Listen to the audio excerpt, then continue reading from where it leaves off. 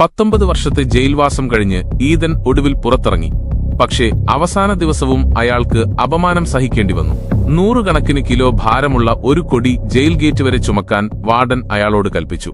തളർന്നിട്ടും Eden പല്ലുകടിച്ച് ആ കൊടി ഉയർത്തി ഗേറ്റിന്റെ പടിക്കൽ ശക്തിയായി നിലത്തടിച്ചു.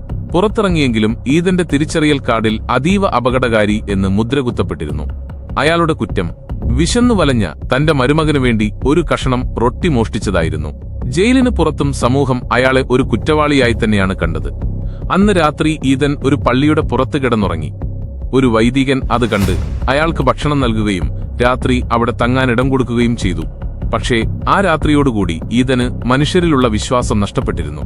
അയാൾ വൈദികന്റെ വെള്ളിത്തളിക രഹസ്യമായി മോഷ്ടിച്ചു. പോലീസ് അയാളെ പിടികൂടിയപ്പോൾ വൈദികൻ പറഞ്ഞു, അത് ഞാൻ അയാൾക്ക് കൊടുത്തതാണ് എന്ന് മാത്രമല്ല, തന്റെ കൈവശമുണ്ടായിരുന്ന 2 വെള്ളി മെഴുകുതിരിക്കാലുകൾ കൂടി ഈദന് നൽകി. ഇത് കണ്ട് ഈദൻ